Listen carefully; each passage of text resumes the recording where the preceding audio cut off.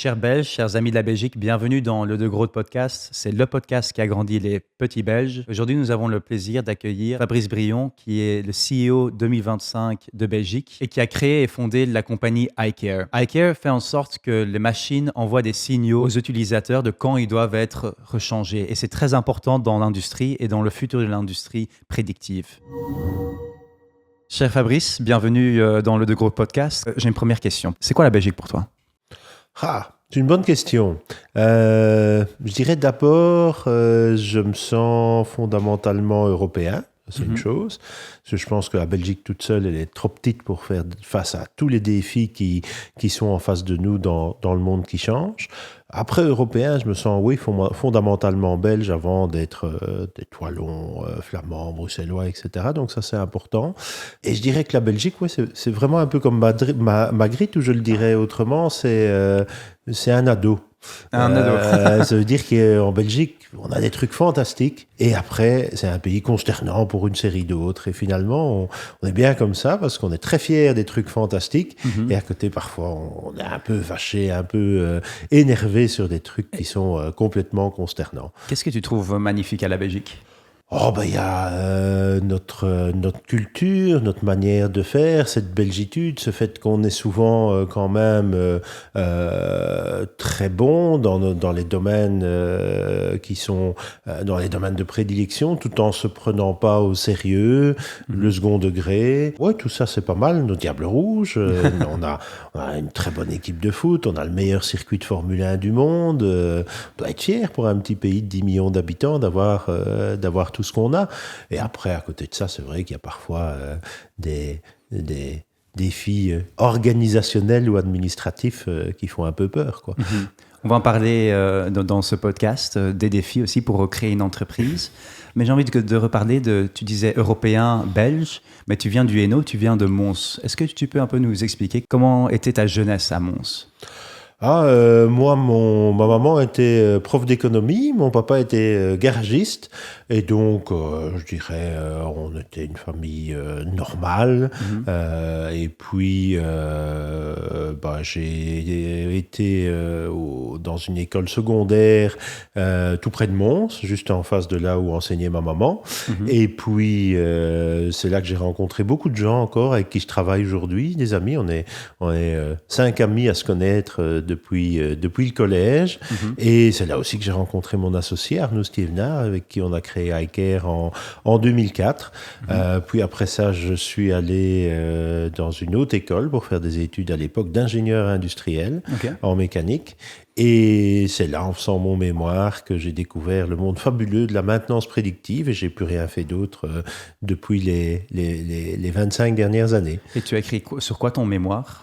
Mon mémoire, c'était justement sur, en gros, ça s'appelait l'application à l'époque des réseaux de neurones sur les mesures de vibration pour la maintenance prédictive. Donc, en gros, c'est l'AI, c'est ce qu'on appelle aujourd'hui l'AI, appliqué aux mesures de vibration, justement, pour la maintenance prédictive industrielle. Donc, le métier qu'on fait chez iCare. D'où est venue en fait l'idée de faire cela ? Je n'ai pas eu l'idée moi-même. C'est mon professeur de mécanique qui m'a proposé ce stage-là et ce mémoire-là, justement pour une société qui était basée à Heverlee. Donc, c'était pas nécessairement facile puisque on avait des stages possibles à Mons, à Charleroi, et là c'était à Heverlee, c'était un peu plus loin, donc il fallait faire la route tous les jours, etc. Mais le mémoire, le sujet me passionnait, donc j'y suis allé et ça m'a bien plu, j'ai accroché. Et après le mémoire, qu'est-ce que vous avez fait ? Après le mémoire, j'ai commencé à travailler pour la société pour laquelle j'avais fait le mémoire, et puis j'ai entrepris à la Polytech, qui est devenue l'UMONS depuis, à Mons toujours, un master en management de l'innovation. Et c'est important, ces deux parallèles. Pourquoi ? Parce que Et la société pour laquelle je travaillais, qui était une start-up, je devais être le 12e ou le 13e employé, elle avait été rachetée par un grand groupe américain. Donc, on est devenu très vite, j'étais le 123 millième employé. Donc, mon mémoire les intéressait plus beaucoup. Et moi, ça m'intéressait beaucoup. Donc, ça, c'est une chose. Et en parallèle, le Master en Management de l'innovation m'avait donné vraiment l'envie d'entreprendre, de lancer ma boîte. Donc, la concordance des deux, le fait que l'emploi que j'avais accepté était plus du tout ce pourquoi j'avais signé, et le fait que mes cours du soir me donnaient envie de lancer ma boîte, ont fait que au bout de 3 ans, on a lancé iCare avec Arnaud. Ouais. Et comment est-ce que tu as donc l'idée de lancer une boîte, comment est-ce qu'elle est venue? Comment est-ce qu'on lance une boîte en 2004? Mon mémoire intéressait personne, donc je voulais travailler dessus, et j'aurais jamais trouvé personne en Belgique ou ailleurs pour travailler sur mon mémoire. Donc, j'avais pas le choix. Si je voulais continuer à rendre mon mémoire réel, ce que j'ai fait finalement aujourd'hui avec iCare, il fallait que je le fasse moi-même. Est-ce que dans un autre monde, Fabrice aurait été un rechercheur? Non, moi j'ai quand même besoin de pratiques, de résultats, d'applicatifs. Donc là, j'ai eu le choix, c'est vrai. On m'avait aussi proposé une espèce de recherche qui pouvait aussi se terminer en doctorat, etc. C'était pas pour moi. J'ai été très, très bien réussi à l'école. J'ai fait la plus grande 10 grâce à mon mémoire. Donc, je n'étais pas un cancre, mais la recherche, très peu pour moi. Ouais. Et donc, comment est-ce que tu as commencé avec iCare? Donc on est passé chez le notaire, on a eu un capital de départ de 6 400 €. Oui, c'est pas beaucoup ça. Et voilà, on est parti. C'est le début de l'aventure, et récemment, en décembre 25, on est devenu une licorne. Ouais. Waouh. J'ai vu une petite vidéo d'il y a quelques années où à chaque client que vous avez eu, de plus de 25 000 €, il y avait une flèche de champagne. Ouais, Donc, une bouteille de champagne que vous ouvrez avec vos collaborateurs. Dans le passé, c'était comment? C'était la même chose? Peut-être 5 000 €? Ah non, ça c'était cette vidéo-là, elle date déjà, à mon avis, elle doit avoir une quinzaine d'années. Oui, ça c'était il y a 15 ans, donc maintenant on a un peu remonté le seuil. Maintenant c'est pour un contrat d'1 million d'euros. Donc, oui. Ouais. Et alors c'est quoi? C'est pour toutes les personnes de la boîte? C'est les gens qui sont au bureau au moment où on signe, donc voilà. Est-ce que tu peux un peu m'expliquer, si moi je suis une entreprise, donc un grand industriel, pourquoi est-ce que je devrais venir chez iCare? Pourquoi est-ce que iCare a de la plus-value pour moi? En fait, même pour ta voiture, ton frigo ou ta machine à laver, prenons l'exemple de la voiture, parce que je pense que beaucoup de gens ont une voiture. Si ta voiture tombe en panne, il peut y avoir plusieurs problèmes. Le premier, c'est ce que j'appelle toujours le principe des emmerdes maximum, c'est-à-dire qu'elle ne va pas tomber en panne un jour où tu n'en as pas besoin, elle va tomber en panne souvent sur la route des vacances. Donc déjà, il y a la disponibilité de la machine. Donc ça, c'est déjà quelque chose d'important. La deuxième cause possible, le deuxième problème possible avec une panne de voiture, c'est un problème de sécurité. C'est-à-dire que si la panne concerne peut-être tes freins ou autre chose, ça peut te mettre dans une situation pas safe. Ou si tu es en panne sur le bord d'autoroute, avec toute la famille, c'est pas très safe non plus. Donc, une panne, que ce soit d'une voiture ou d'une machine en industrie, a toujours des impacts sur la sécurité des gens qui entourent la machine. Le troisième impact, c'est l'environnement. Sur une voiture, comme en industrie, une panne, ça peut avoir des conséquences sur l'environnement, parce que la panne peut générer des dégagements de produits qui sont dans la machine ou dans la voiture et qui vont polluer l'environnement. Et enfin, une panne, là c'est plutôt en industrie, peut avoir aussi des impacts sur la qualité du produit qui est fabriqué. Et donc nous, notre objectif, c'est pas d'éviter les pannes, mais d'éviter que les machines ne cassent à cause des pannes. Donc une panne, ça arrivera toujours, une machine s'usera toujours, mais nous, notre but, c'est de dire à notre client, attention, cette machine-là, telle pièce va casser dans 3 mois, 6 mois, 1 an. Et vous pouvez dire ça là? Oui, on peut dire à peu près. Prédire en fait? On a des milliers de types de pièces qu'on peut détecter. On ne peut pas toutes les détecter, on ne peut pas détecter toutes les pannes. On n'est pas encore magicien, mais on continue à faire de la R&D pour en détecter de plus en plus. Donc il y a des milliers de pannes qu'on peut détecter et sur des centaines de types de machines différents, de toutes marques, de tout modèle, etc.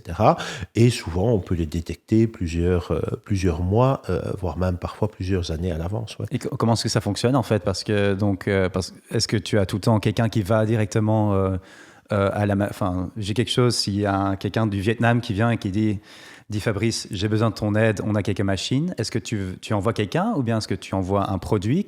Comment Alors ça, c'était comme ça il y a 5 ou 10 ans. Donc aujourd'hui, on fonctionne complètement à distance.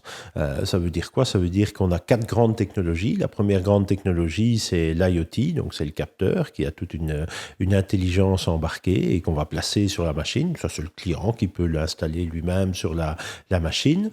La deuxième grande technologie, c'est ce qu'on appelle la connectivité, c'est-à-dire que le capteur, il est un peu comme un GSM, c'est-à-dire qu'il doit envoyer ses données quelque part. Donc le capteur a aussi la capacité d'envoyer ses données, soit par un réseau local, soit via Starlink, pourquoi pas, ou autre, en fonction de là où il est positionné. Envoyé vers quoi? Envoyé vers la troisième grande technologie qui est la plateforme de Big Data, qu'on appelle IC chez nous, c'est le nom de notre software, donc qui est Full Cloud. IC de Icar. Oui. Et puis je vois aussi, hein. Donc je vois dans l'avenir. Je vois l'avenir. Okay. Si tu regardes les caricatures des boules de cristal en anglais, c'est IC. Donc voilà, c'est pour ça on voulait rigoler avec ça. Et puis je vais encore en faire. C'était toi qui avais trouvé le jeu de mots? J'aime assez bien les jeux de mots. Donc iCare, IC. Et le troisième, il arrive parce que c'est la 4e grande brique technologique chez nous. C'est l'intelligence artificielle, bien sûr, parce que c'était le but de mon mémoire. Et donc là, le but, c'est d'analyser toutes ces données pour pouvoir savoir quand les machines vont casser. Et ça c'est un mauvais jeu de mots, mais tant pis. Notre AI, on l'a appelé Nico, parce que Nicolas, c'est le premier employé d'iCare, et puis c'est Nicolas, quoi. Nicolas. J'aime bien les mauvais jeux de mots. Donc maintenant, vous n'envoyez plus personne dans... Si, ça arrive encore. Il y a des cas particuliers où il y a besoin vraiment d'une expertise humaine parce que le problème est très pointu ou la machine est très pointue. Donc il reste bien sûr des cas où l'humain intervient, mais vraiment l'objectif, c'est d'avoir un maximum de machines qui soient couvertes à distance. Et donc toi, tu travailles avec des entreprises ou bien avec des entreprises qui font des machines? Non, on travaille majoritairement avec les utilisateurs. Donc c'est majoritairement les industriels ou les entreprises qui utilisent les machines qui achètent les capteurs ou qui font appel à nos services. Et c'est quoi le résultat, je dirais presque environnemental, sur la société que ton entreprise est en train d'avoir en Belgique et partout dans le monde? C'est notre rêve, c'est de changer le monde. Et comment on veut changer le monde? On pense que l'industrie, c'est déjà quand même une grande partie des émissions polluantes dans le monde. Donc, en se focalisant sur l'industrie, c'est là qu'on peut avoir beaucoup d'impact. En industrie, finalement, il y a 2 grands systèmes, 2 grands départements. Il y a la production et la maintenance. La production, elle a vraiment été fortement optimisée dans les années 90, dans les années 2000, par tout ce qui est automatisation. Ça, c'est ce qu'on appelle l'industrie 3.0. Et donc, c'est très difficile d'aller encore optimiser. On va aller chercher quelques pourcents, quelques dixièmes de pourcents sur la production. Par contre, sur la maintenance, on se rend compte, même ici en Europe, et encore plus dans certains pays à l'étranger, la maintenance, elle est encore faite comme au 19e siècle. C'est-à-dire, ça se casse? Ça casse, on attend que ça casse, que ça soit tout fumant, tout sale, qu'il y ait de l'huile partout et des morceaux partout. Et à ce moment-là, on commence à réfléchir comment on va réparer. Tu as des exemples d'entreprises ou bien de machines? N'importe quelle machine.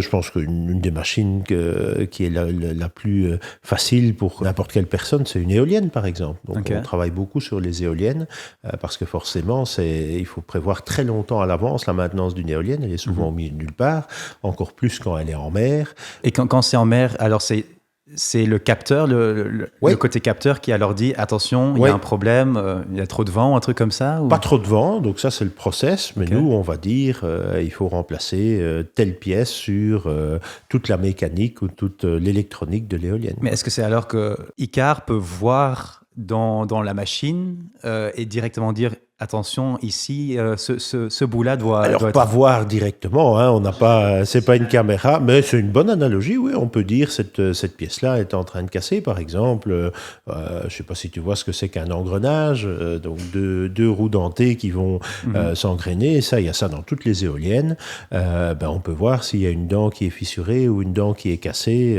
plusieurs mois à l'avance. C'est drôle quand tu dis ça, parce que je suis en train de penser sur aussi un peu l'histoire de la Belgique. On était un des premiers pays en Europe Tout à fait. à être industrialisé, en tout cas sur l'Europe continentale. Et là, tu es en train de créer le futur, c'est-à-dire faire en sorte la maintenance. Écoute, franchement, j'y pense souvent parce qu'on dit souvent, d'abord historiquement, la période dans laquelle on vit s'appelle la période des révolutions industrielles parce que ça a complètement changé le mode de vie. Hein. Tout notre mode de vie, notre société actuelle découle de la première révolution industrielle au début du 19e siècle où la Belgique, justement, était un des leaders de cette révolution industrielle. Et puis, il y a eu une deuxième révolution industrielle qui a été l'électricité. La première, c'était la machine à vapeur. C'est la machine à vapeur qui a permis toute cette industrialisation. Et pour la machine à vapeur, il faut quoi ? Il faut de l'acier et du charbon. La Belgique a vécu jusque dans les années 60, 70 grâce à l'acier et le charbon. Donc, ça a eu un impact très longtemps. Et puis, la deuxième, c'était l'électricité. Alors, bien sûr, on a l'électricité, on a eu l'électricité, mais on n'a pas eu ce rôle de leader dans l'électricité. Quand on regarde, l'électricité, c'est plutôt américain, allemand. Après, tout ce qui est énergie nucléaire, c'est plutôt français en Europe. Si on regarde les éoliennes, les panneaux solaires, on n'a pas de leader belge dans cette deuxième révolution industrielle. Donc, cette deuxième révolution industrielle, on l'a ratée. La troisième, c'est l'ordinateur, l'informatique. Ça, c'était les Américains. Oui, c'est la même chose. Donc, on utilise des ordinateurs, bien sûr, mais on n'a pas de champion belge et même très peu d'Européens dans ce domaine-là. Donc, on a aussi raté cette troisième, et maintenant, on a une chance. On a une quatrième révolution industrielle devant nous, qui est Internet. C'est un Belge qui a été parmi les inventeurs d'Internet. On le dit. C'est qui ? On le dit assez peu. Je me souviens plus de son nom. Mais je sais que parmi les inventeurs, il y a un Belge. Ouais. Je pense qu'il avait créé... je vois aussi, il y a un nom qui... Il était au CERN à Genève. Et il travaillait sur le WWW. Oui, c'est ça. Quoi. C'est ça. Ouais. Et oui, là, je pense que il commence à être tard, mais je pense que oui, il y a encore moyen, et nous, en tout cas, on essaye, et il y en a d'autres au Doubs qui essayent de remettre la Belgique sur le devant de la scène dans cette quatrième révolution industrielle. Ouais. Est-ce que tu travailles beaucoup avec Odoo ? Oui, ça nous arrive assez souvent. On a été un de leurs premiers clients en 2010, donc quand ça s'appelait encore OpenERP, et oui, on se voit de temps en temps avec Fabien pour discuter. Discuter juste des entreprises ou bien un peu du futur de la Belgique ou un peu de tout, l'IA. Ouais. Vous êtes amis ?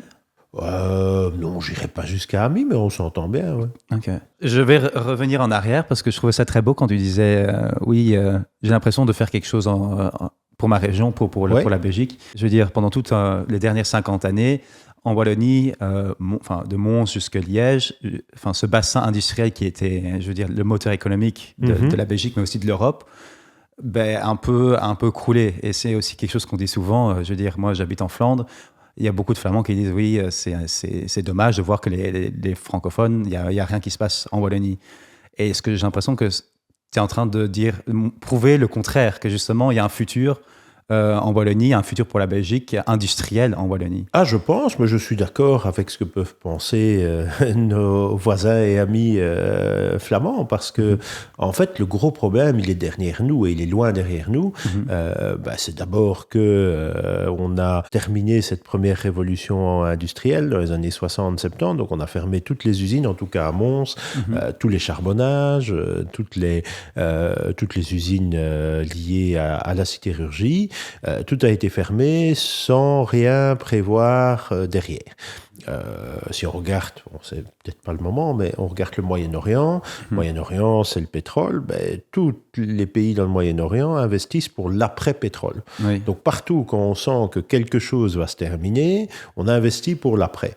En Belgique, en tout cas à Mons, en tout cas dans le Borinage, on n'a rien fait. C'est-à-dire qu'on a tiré sur la vache tant qu'elle donnait du lait, et puis une fois qu'elle donnait plus de lait, on l'a envoyée à l'abattoir, mais on n'a pas prévu une deuxième vache. Donc ça, c'est pour moi la première erreur qui a été faite. Est-ce que c'est aussi quelque chose dont tu as l'impression que beaucoup de personnes de Mons, de Wallonie, sentent? Je ne pense pas.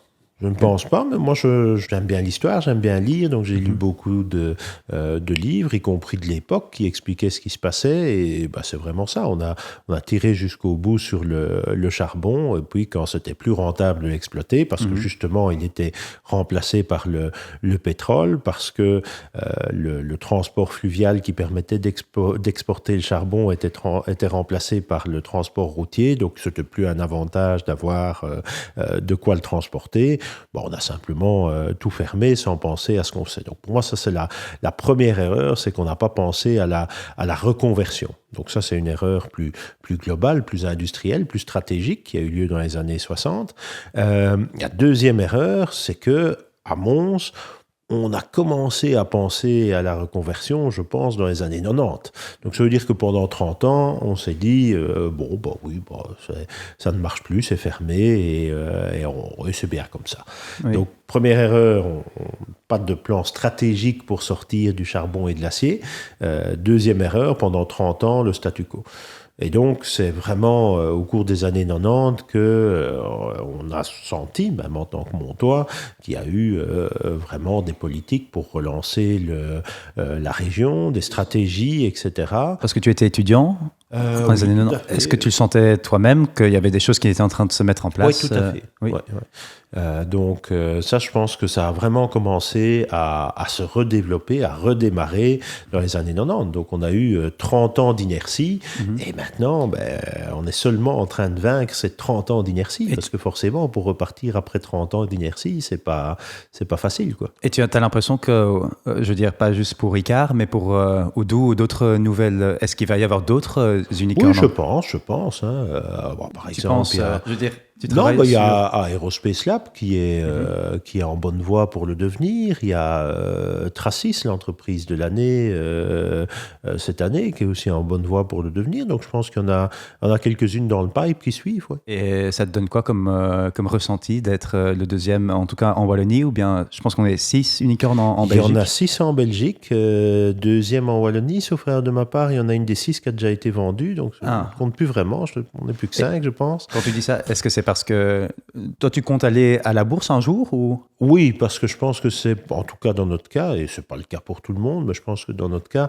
c'est le meilleur moyen de garder notre indépendance. Et pour moi, ça c'est fondamental. J'ai très mal vécu le rachat de l'entreprise pour laquelle j'avais fait, la start-up pour laquelle j'avais fait mon mémoire. Et ça, c'est quelque chose qui reste en cœur? Ça, c'est quelque chose qui reste. Donc ça, je ne le ferai jamais avec iCare. Donc moi, mon but, c'est qu'iCare reste indépendante. Indépendante de moi aussi, ça veut dire qu'il peut m'arriver quelque chose demain, et donc pour éviter ça, pour éviter qu'une entreprise soit trop dépendante de son CEO, de son fondateur, de ses actionnaires, je pense que la meilleure manière, c'est la bourse. Ouais. C'est combien de personnes qui travaillent aujourd'hui pour Icare? Aujourd'hui, on est un peu plus de 1000. On doit arriver aux alentours des 1100. Ouais. Et ça fait quoi pour toi, en tant que tu es aussi devenu top manager de l'année 2025, de se dire qu'en fait, la raison pourquoi il y a plus de 1000 personnes qui ont qui peuvent donner du pain à leurs enfants, c'est grâce à moi? Bon, ça fait plaisir parce que oui, effectivement, je me dis que y a 1000 personnes qui travaillent chez nous et que ça fait 1000 familles qui vivent avec ça, quoi. Donc, je pense qu'au total, avec tous les enfants, etc., on doit être une communauté certainement d'au minimum 2500, 3000 personnes. Et vous faites des team buildings parfois Oui, avec... oui, Alors, vous faites... 4 fois par an. Oui, Donc, 4 fois. Vous faites quoi alors? Il y a dans l'ordre le doudou, hein, d'abord, ça c'est important. Donc ça c'est toujours c'est la grande fête à Mons, donc ça c'est un des team building. Le deuxième grand team building, c'est l'anniversaire de la société. Donc ça c'est au mois de septembre. Et je dis 4, mais c'est 3 en fait. Et le 3, on en fait plein de plus petits, mais dans les grands où tout le monde est là, c'est le doudou. Donc mai-juin, l'anniversaire de la société en septembre et la Saint-Nicolas en février. Ah, en février? Ouais. Okay. Ouais, parce qu'en décembre, justement, tout le monde fait ça avec sa famille, donc nous on fait la Saint-Nicolas en février. Et pour le doudou à Mons, est-ce que vous invitez aussi toutes les personnes, enfin pas juste les Montois, mais les personnes de Flandre? Ah oui, oui, donc ça c'est les 3 activités sur l'année où tous les employés, et quand je dis tous les employés, c'est même ceux qui sont à l'étranger, sont invités. Ah oui. Après, tout le monde ne vient pas, bien sûr. Mais pour un Montois, c'est comment de voir que tout le monde revient dans sa ville? C'est quoi comme ressenti? C'est un peu le principe du doudou déjà. Hein. Au doudou, tu revois tous tes amis qui sont partis à l'étranger et s'ils reviennent une fois par an à Mons, c'est cette fois-là. Donc, c'est déjà le principe de base en tant que Montois.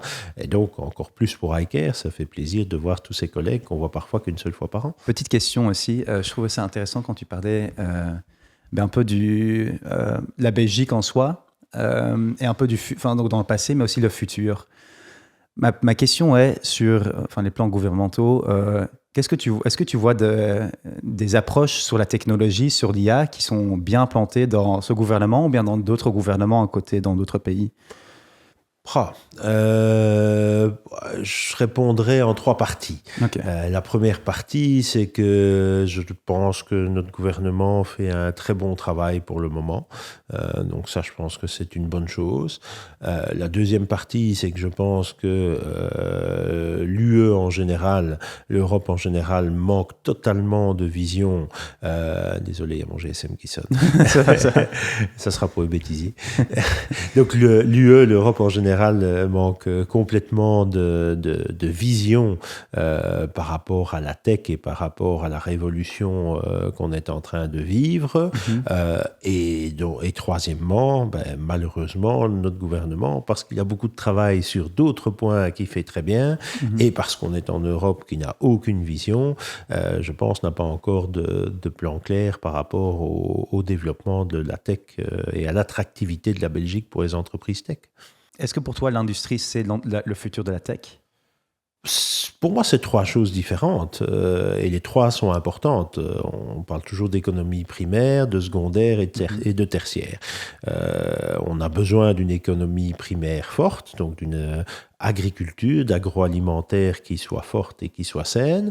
On a besoin d'une économie secondaire, l'industrie, qui soit forte. Vous aidez aussi les machines agricoles? Oui, okay. On travaille beaucoup dans l'agroalimentaire. Ouais. Donc primaire, bien sûr, secondaire, avec l'industrie, on a besoin de se réindustrialiser. On est aujourd'hui beaucoup trop dépendant d'énormément d'autres pays d'un point de vue industriel.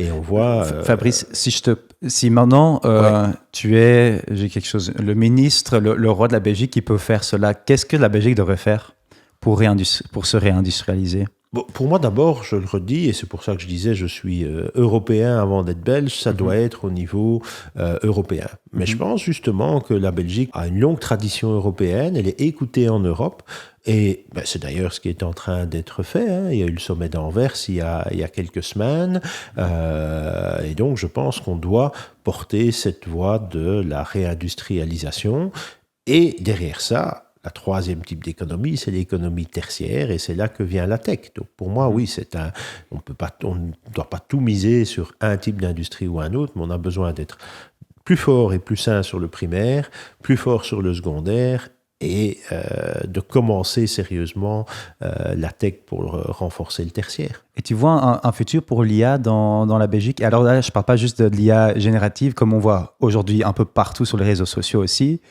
mais vraiment l'IA prédictive. Est-ce que tu la vois en Belgique?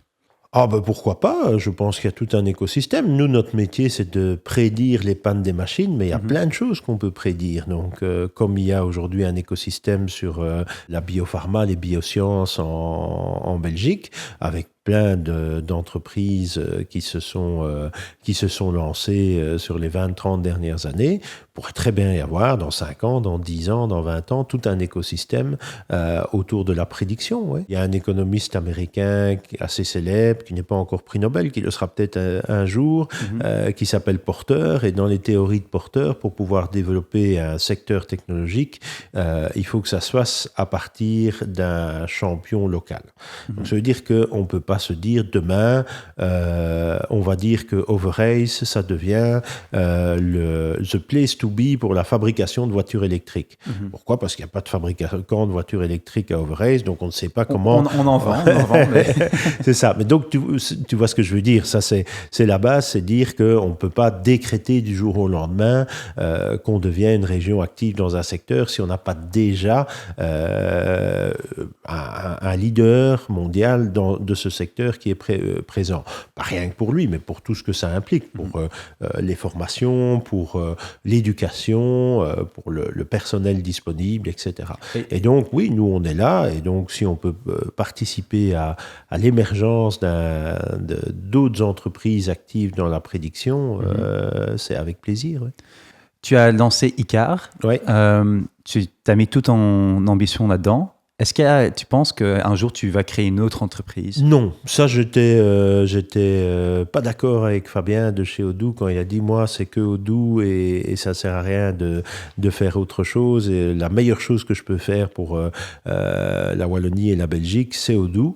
Et donc, pendant 4 ou 5 ans, je me suis aussi investi dans d'autres projets et je me suis rendu compte que dans tous ces projets, d'abord, ça m'a énormément frustré parce que je n'étais pas aussi efficace que je l'étais chez iCare, et en plus j'ai apporté moins que si j'avais passé ce temps-là chez iCare. Donc aujourd'hui je suis tout à fait d'accord avec Fabien et je pense que la meilleure chose que je peux faire pour la Belgique, pour la Wallonie, c'est de me concentrer à 100% sur iCare.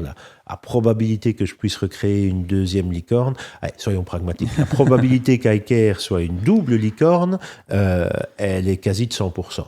La probabilité de recréer une deuxième licorne, elle est quasi de 0.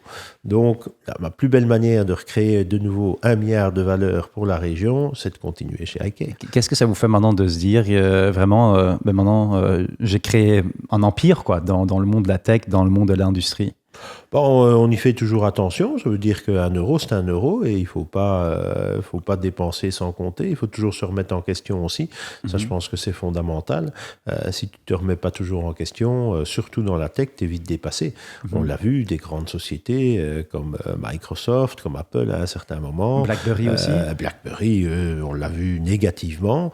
Même Google, hein, il y a 1 an, Google était à la ramasse avec l'IA et quand on voit aujourd'hui les progrès que Gemini a fait, ils sont de nouveau dans la course, si pas devant.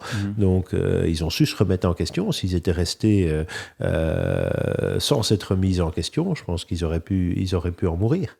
Petite question, un peu sur le côté privé. Qu'est-ce que tu fais dans une journée? Je pense que je n'ai pas de journée type d'abord, ça c'est ça qui est génial dans mon bureau, dans mon métier, pardon.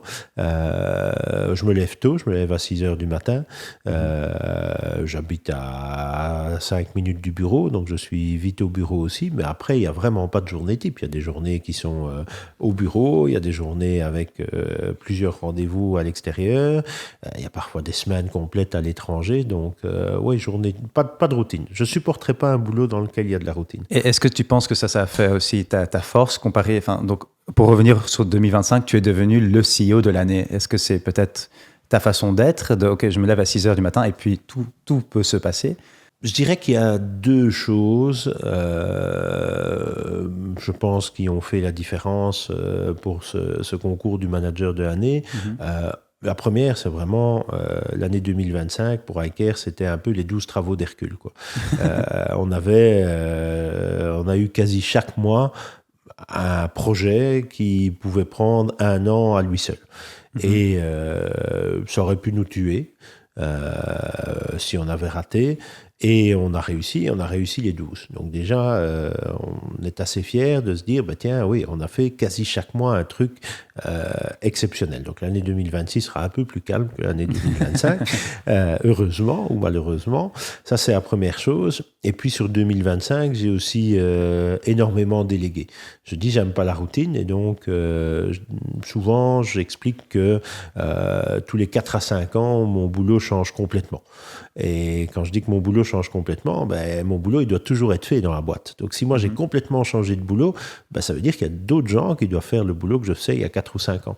Et allez, il y a 5 ans, on était nommé entreprise de l'année, donc on était quand même déjà une entreprise reconnue. Je fais presque quasi aucune tâche d'il y a 5 ans. Donc, ça veut dire qu'il y a toute une série de personnes dans l'équipe qui, aujourd'hui, mériteraient d'être le CEO de l'entreprise de l'année. Est-ce que tu penses aussi que c'est quelque chose que les prochains leaders de ceux qui nous regardent aujourd'hui doivent apprendre, c'est que si tu es un leader dans une entreprise ou bien dans un autre secteur, qu'il faut oser laisser donner la main à quelqu'un d'autre? Pour moi, le principal différenciateur dans une entreprise, c'est la croissance. Et tech et croissance, ça va ensemble. On ne peut pas vouloir une entreprise tech et ne pas vouloir de croissance. L'entreprise tech qui ne grandit pas, c'est voué à l'échec. Donc, si on choisit le secteur tech, on doit être prêt à la croissance, à affronter la croissance. Je dis toujours, ce n'est pas plus facile, la croissance, c'est juste plus gai. Ce n'est pas plus facile de gérer une entreprise en croissance qu'en décroissance, mais c'est plus gai de gérer les challenges d'une entreprise en croissance que d'une entreprise en décroissance. Et donc, inévitablement, si on a de la croissance, l'agenda, il a un nombre d'heures fini, et donc plus on grandit, on ne peut plus faire la même chose. Donc, on doit apprendre à déléguer. Donc, ce n'est pas une obligation d'apprendre à déléguer, mais tech égale croissance, croissance égale délégation. Fabrice, tu parlais des personnes qui t'avaient aidé au début avec ton entreprise. Ces personnes sont aussi devenues actionnaires. Est-ce que tu peux expliquer un peu cette histoire derrière? En fait, il y a très peu de gens qui le savent, mais au début, on n'était pas 2, on était 3 amis. Et le 3e ami, qui est toujours un ami, est devenu notaire. Et en tant que notaire, il ne pouvait pas avoir d'actions dans une entreprise à l'époque. Et donc, il avait 10% d'iCare et il a décidé de revendre ses 10% d'iCare. Et Arnaud et moi, on s'est dit, on peut tout à fait les racheter parce que ça valait rien à l'époque. Mais on s'est dit, de toute façon, on était très bien avec nos 90%. Et donc, on va proposer à nos employés de racheter les 10% qui restent. Donc, quitte à avoir 10% qui ne sont pas à nous, autant qu'ils soient aux employés plutôt que de les proposer à d'autres. Et donc, c'est comme ça que ça a commencé en 2008, où on a proposé aux employés de l'époque de racheter des actions. Et puis, de manière régulière, chaque année, on a eu des employés qui rentraient au capital. Et puis, les 2 grosses dates, ça a été en 2018. On a fait notre première levée de fonds. Et là, sur cette première levée de fonds, on a plus de la moitié des fonds qui ont été apportés par les employés. Par les employés. Ouais. Et puis, en 2021, ça a encore été aussi largement au-dessus de nos attentes. Donc, au total, aujourd'hui, on a plus de 350 employés qui sont actionnaires de iCare. Si j'ai bien compris, c'est que les premiers investisseurs, donc les employés, sont maintenant aussi devenus millionnaires grâce au succès de ton entreprise. Je dis toujours qu'ils sont virtuellement millionnaires, puisque effectivement, s'ils veulent revendre leurs actions, ce qui n'est pas le cas actuellement, mais s'ils vendaient leurs actions, oui, ils pourraient arrêter de travailler, je pense. Wow. Ok. Heureusement, ils veulent continuer. Non? Heureusement. Sur ce, on parlait aussi de l'éducation. Est-ce que tu as un mot pour les jeunes qui nous regardent aujourd'hui ou bien les personnes qui veulent se reformer? Pourquoi est-ce qu'ils devraient choisir tout ce qui est STEM? Je pense que l'éducation est importante et il y a différentes formes. Il n'y a pas que l'école. Je pense que le terme éducation est important. L'éducation, ça peut être tout au long de la carrière, ça peut être même aujourd'hui directement avec l'AI. On peut se former directement avec un PC connecté à Internet. Donc il y a plein de manières de se former. Il y en a plus que jamais. Moi, je pense que justement, je compare par Internet et l'AI à la révolution qu'a amené l'encyclopédie. L'encyclopédie, ça a permis de passer du Moyen-Âge à la Renaissance. Pourquoi ? Parce qu'on a donné accès, l'imprimerie, qui a amené l'encyclopédie, a donné accès au savoir au plus grand nombre. Et donc, on voit souvent les côtés sombres d'Internet et de l'IA avec les réseaux sociaux, les dérives et tout ce qui peut être accessible. Mais il y a quand même un côté fantastique comparable à cette encyclopédie, c'est le fait de donner accès au savoir à un nombre incalculable de personnes. Donc. Et pour ces jeunes, pourquoi est-ce qu'ils devraient choisir les études STEM ? Je pense qu'aujourd'hui, comme je l'ai dit, on a besoin d'entreprises qui sont en croissance et que pour avoir des entreprises en croissance, on n'a quasiment que des entreprises aujourd'hui technologiques qui peuvent avoir cette forte croissance. Et ces entreprises technologiques demandent de plus en plus de compétences STEM. Donc si les jeunes veulent des carrières passionnantes, qui changent souvent dans des entreprises en croissance, il faut mieux choisir ces études-là. Ouais. On t'a aussi demandé de venir avec un objet qui te parle.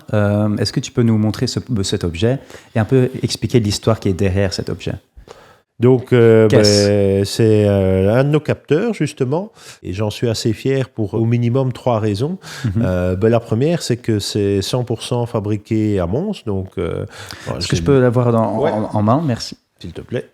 Donc ça, c'est ce qui nous permet de faire notre métier. On les envoie un peu partout dans le monde. Pour l'instant, on en a à peu près 500 000 qui sont actifs. 500 000 ? Ouais. On prévoit d'en fabriquer 300 000 cette année-ci. Donc, ne fût-ce que cette année, on va produire plus de la moitié de tous ceux qui sont actifs depuis qu'on existe. Donc, quand je parle de croissance, ça c'est entre autres... Donc, vous avez presque une industrie. Oui, tout à fait. C'est un des points pour lesquels je suis fier de cet objet, c'est que c'est fabriqué à Mons et surtout que ça fait aussi partie de la réindustrialisation. On voit encore en Europe une usine comme un truc avec une grande cheminée où il y a de la vapeur qui s'échappe. C'est pas ça l'industrie 4.0. Donc ici, ces capteurs sont fabriqués de manière quasi automatique par des machines ultra précises. Donc c'est aussi la réindustrialisation. Donc on est vraiment au carrefour du secondaire et du tertiaire, de la réindustrialisation et de la tech avec l'AI. Donc ça c'est la première fierté, c'est ce carrefour AI industrie. La deuxième fierté, je l'ai dit, c'est le fait que ça soit fabriqué en Belgique et à Mons en particulier. Et la troisième fierté, ça c'est vraiment, je pense, important dans le modèle, c'est le fait que on a conçu le capteur, on est parti d'une feuille blanche, donc on a conçu le capteur et la ligne de fabrication en même temps. Donc ça veut dire qu'on a vraiment une très grande performance, une très grande efficacité, parce que tout a été conçu en même temps. Donc ça c'est vraiment quelque chose qu'il ne faut pas hésiter de faire, de partir d'une feuille blanche, parce que quand on ne part pas d'une feuille blanche, on doit faire des compromis, et les compromis, on doit les supporter toute la vie de l'entreprise. Et c'est important vraiment pour le monde de l'industrie ? Pour le monde de la tech en général, je pense que tous les exemples de sociétés tech qui fonctionnent bien aujourd'hui, c'est des entreprises qui sont reparties d'une feuille blanche. Ouais. Petite question, ce capteur, moi je pourrais le mettre dans la voiture et il pourrait me dire quand il y aurait un problème ou pas ? Il pourrait détecter pas mal de problèmes sur la voiture. Pas tous, parce que la voiture a certaines spécificités par rapport à une machine en industrie. Il y a toute une série de problèmes qu'il pourrait détecter. Et si moi je suis un industriel, ça me coûte combien juste ce truc-ci ? On fonctionne pas, on ne les vend pas en fait. On fonctionne comme je l'ai expliqué. Il y a 4 briques technologiques. Donc il y a le capteur, mais après il y a la connectivité, donc c'est comment on va recevoir les données. Il y a la plateforme cloud et il y a les algorithmes d'AI qui font l'analyse. Et donc on a en fait un fonctionnement avec un tarif qui est par mois et par capteur. Donc tu vas payer un prix mensuel, un abonnement par mois. S'il est mensuel, c'est normal, et par capteur, qui va dépendre du nombre de capteurs et de la durée de l'abonnement que tu prends. C'est drôle de voir, ça c'est en fait du made in Belgium, du made in Mons. Ouais. Et tout, parce qu'on fabrique pas tout, on fabrique toute la partie intelligence, l'électronique, etc. Mais si tu regardes verte, la partie noire et la partie orange, ça c'est ce qu'on appelle le boîtier, c'est la partie en plastique. Ça c'est fabriqué à Antoing, près de Tournai. Okay. Et la partie à la base en métal, qui est brillante, ça c'est ce qui permet de fixer le capteur sur la machine. Et ça c'est fabriqué près de la Louvière. Donc, la Louvière, ok. Donc, un peu plus loin de l'autre voilà, côté. Dans ce podcast, on essaie d'agrandir les petites histoires belges. Ouais. S'il y a une petite histoire dans ta vie que tu trouves que d'autres Belges devraient savoir, qu'est-ce que c'est? On dissocie trop, je trouve, en Belgique, la partie éducation, université, etc., de la partie carrière. Donc finalement, on va au minimum souvent 12 ans à l'école, le primaire, le secondaire, puis on fait parfois des études supérieures, 3 ans, 4 ans, 5 ans, peu importe, parfois plus. Et puis on jette quasiment tout à la poubelle et on commence à travailler et on fait pas grand-chose qu'on a fait pendant les 22, 23, 25 premières années de sa vie.